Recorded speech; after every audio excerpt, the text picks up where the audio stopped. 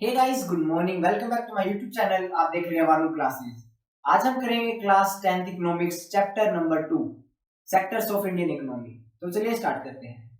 तो sectors of Indian economy है या फिर जो सेक्टर्स ऑफ इकोनॉमी है वो हमने क्लास 9th की इकोनॉमी में भी पढ़ा था। तो आज हम सेक्टर्स ऑफ इंडियन इकोनॉमी को ब्रॉडली एक्सप्लेन करेंगे। तो आज का जो फर्स्ट टॉपिक है वो है सेक्टर्स ऑफ इंडियन इकोनॉमी। तो इनको डिस्कस करते हैं। तो जो सेक्टर्स हैं इकोनॉमी के वो 3 सेक्टर्स होते हैं: primary sector, secondary sector and tertiary sector.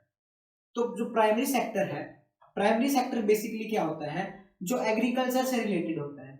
मतलब the sector wherein goods are produced by natural resources. जो नेचुरल रिसोर्सेज हैं जैसे कि लैंड, उनकी हेल्प से जो भी हम प्रोडक्शन करते हैं उस सेक्टर को हम प्राइमरी सेक्टर कहते हैं। अब एग्जांपल से समझते हैं।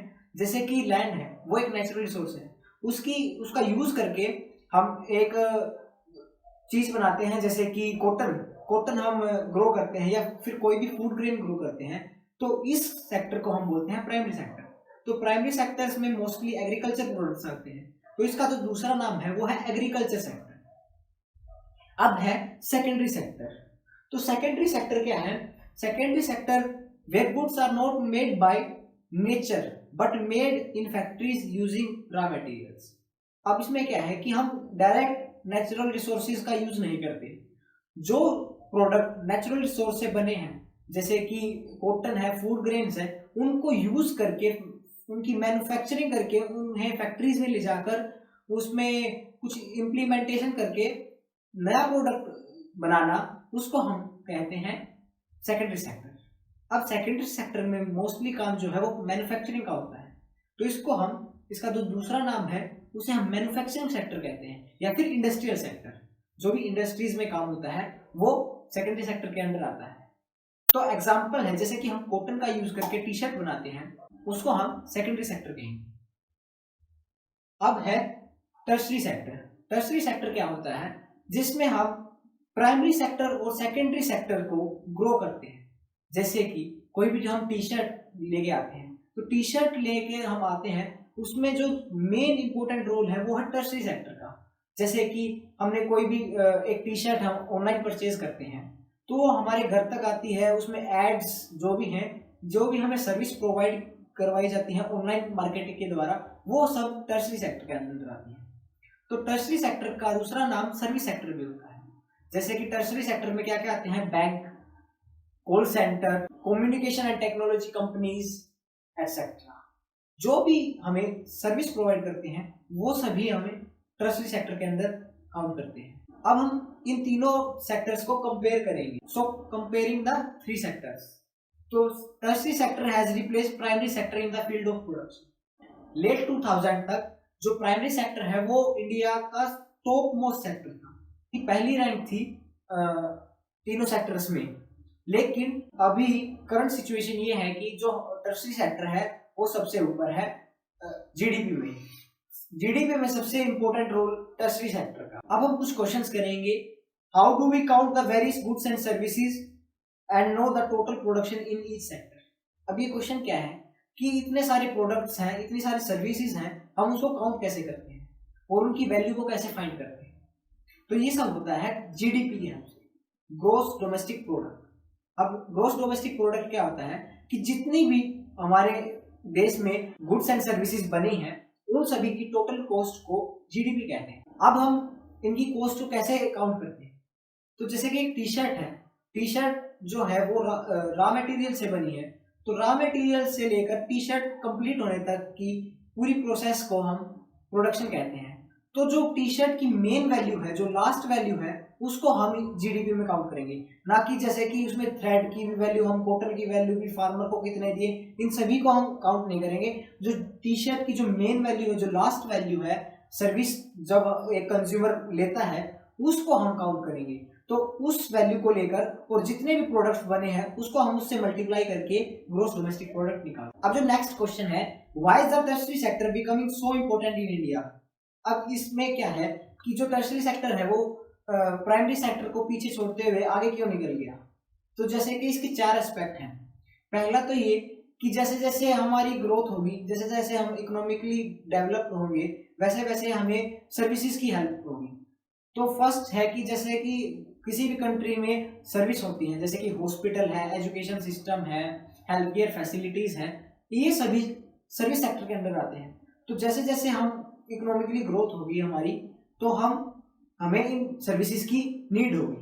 तो इसी कारण जो हमारी प्राइमरी सेक्टर है वो नीचे जाता जा रहा है और सर्विस सेक्टर है वो ऊपर बढ़ता जा रहा है। सेकंड एस्पेक्ट ये है, हमारी इकोनॉमिक ग्रोथ और जीडीपी इंक्रीज होने के कारण सभी आदमियों के पास पैसा आएगा, और पैसा आने के कारण अलग अलग जगह इन्वेस्ट किया जाएगा, अलग अलग बंदा अलग अलग सर्विस लेना चाहेगा। अगर कोई पुअर है तो वो सर्विसेज नहीं ले पाएगा, वो कार नहीं खरीदेगा, वो लग्जरी आइटम्स नहीं परचेज करेगा। और अगर कोई रिच है, जैसे जैसे इनकम बढ़ती जाएगी तो लग्जरी चीज, कार्स ये परचेज करेंगे, और ये सभी सर्विस सेक्टर के अंदर आते हैं। तो ये एक अनदर एस्पेक्ट है टर्शरी सेक्टर का डेवलप होने का। तीसरा है, जैसे जैसे प्राइमरी सेक्टर और सेकेंडरी सेक्टर डेवलप होगा वैसे ही टर्शरी सेक्टर डेवलप होगा। जैसे कि कोई भी हम फूड ग्रेन्स, या फिर जैसे कि व्हाइट रिवॉल्यूशन या फिर ग्रीन रिवॉल्यूशन की वजह से जो फूड ग्रेन्स है या फिर जो मिल्क है उसकी प्रोडक्शन ज्यादा होती है, तो सर्विस सेक्टर जो है वो ट्रांसपोर्टेशन प्रोवाइड करेगा, और ट्रांसपोर्टेशन की हेल्प से हमारी इकोनॉमिक ग्रोथ होगी। तो जैसे जैसे मिल्क और फूड ग्रेन्स इंक्रीज हुए वैसे वैसे ट्रांसपोर्ट फैसिलिटी की नीड बढ़ी।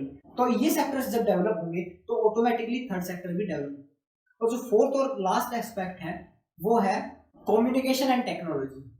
हमारा इंडिया जो है कम्युनिकेशन एंड टेक्नोलॉजी में बहुत ज्यादा डेवलपमेंट कर चुका है। तो जैसे जैसे कम्युनिकेशन एंड टेक्नोलॉजी बढ़ेगी इंडिया में, वैसे वैसे सर्विस सेक्टर भी बढ़ेगा। अब जो नेक्स्ट क्वेश्चन है, how to create more employ.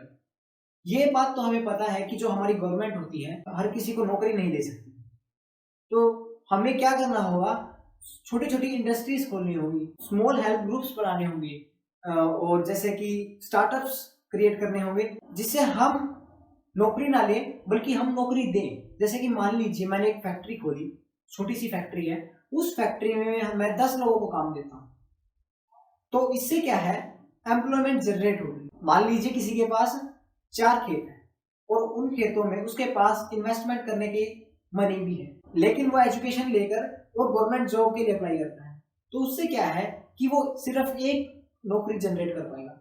और वहीं अगर वो अपने 4 खेतों में और इन्वेस्टमेंट करके एक छोटी सी फैक्ट्री खोल लेता है, तो वहीं वो 10 आदमियों को नौकरी दे पाएगा।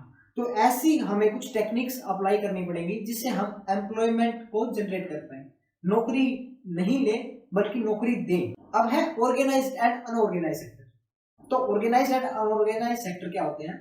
ऑर्गेनाइज्ड सेक्टर्स क्या होते हैं? The sector where terms of employment are regular and people have assured work with some rules and regulations. तो ऑर्गेनाइज्ड सेक्टर का मतलब है कि वहां पर वो रेगुलर वर्क करे और वहां पर एश्योर्ड वर्क हो और रूल्स एंड रेगुलेशंस भी हो, उसे बोलते हैं ऑर्गेनाइज्ड सेक्टर है। जैसे कि एग्जांपल से समझिए, मान लीजिए कोई भी गवर्नमेंट जॉब है, वहां पर जॉब सिक्योरिटी है, तो वो एक रेगुलर वर्क है, और एश्योर्ड वर्क है कि वहां पर काम आता रहेगा। और रूल्स एंड रेगुलेशंस का मतलब है, मान लीजिए कोई उन्हें हेल्थ इशू आता है, तो उस हेल्थ इशू को वो रिजोल्व कर पाएंगे। उसमें गवर्नमेंट की स्कीम्स होती हैं कि उसके एम्प्लॉय को वो कुछ बेनिफिट्स देंगे हेल्थ में, जिससे वो अपना इलाज करवा सकता है। वहीं अनऑर्गेनाइज्ड सेक्टर्स क्या होते हैं? अनऑर्गेनाइज्ड सेक्टर्स जहां पर ना तो रेगुलर वर्क हो और ना ही जॉब सिक्योरिटी हो। रूल्स एंड रेगुलेशंस तो होते हैं, गवर्नमेंट उन पर लगाती है, लेकिन वहां पर कोई फॉलो नहीं करता, उसे बोलते हैं अनऑर्गेनाइज्ड सेक्टर। जैसे कि फैक्ट्रीज हैं, फैक्ट्रीज में लेबर होती है, जो अनस्किल्ड लेबर होती है, वो अनऑर्गेनाइज्ड सेक्टर में आती है। अब है public sector and private sector. तो पब्लिक सेक्टर्स क्या होते हैं? मोस्टली गवर्नमेंट जॉब्स होती हैं।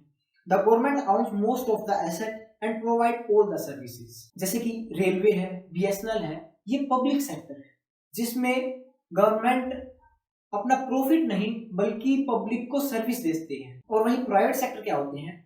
जहां मेन एम होता है प्रॉफिट का, ना कि किसी को सर्विस प्रोवाइड करना। जैसे कि जियो है, एयरटेल है, ये सभी जो कंपनीज हैं ये है प्राइवेट सेक्टर। इसमें मोस्टली जो एसेट है वो प्राइवेट इंडिविजुअल या फिर ग्रुप उसको ऑन करता है। तो अब public sector, private sector, organised sector and unorganised sector, ये कहीं ना कहीं कंफ्यूजिंग है, तो चलिए इनको भी समझते हैं। तो public sector always be an organised sector. Public sector जो होते हैं वो गवर्नमेंट एम्प्लॉइज होते हैं, तो वो हमेशा रेगुलर वर्क होता है उनका, एश्योर्ड वर्क होता है, और वहां पर रूल्स एंड रेगुलेशंस भी होते हैं। तो public sector always an organised sector. और जो प्राइवेट सेक्टर है वो ऑर्गेनाइज्ड हो भी सकते हैं और अनऑर्गेनाइज्ड भी हो सकते हैं। ऑर्गेनाइज्ड जैसे कि बड़ी बड़ी कंपनीज हैं जैसे जियो, एयरटेल, वोडाफोन, यहाँ पर क्या होता है एश्योर्ड वर्क भी मिलता है, रूल्स एंड रेगुलेशंस भी होते हैं और वहां पर जॉब सिक्योरिटी भी होते हैं। आम भाषा में हम बोलते हैं कि पक्का होना। जो प्राइवेट सेक्टर में पक्के हो जाते हैं उन्हें जॉब सिक्योरिटी मिल जाती है। तो जो प्राइवेट सेक्टर है वो ऑर्गेनाइज भी होता है और अनऑर्गेनाइज भी होता है। तो आज के लिए बस इतना ही, मिलते हैं नेक्स्ट वीडियो में। Thank you.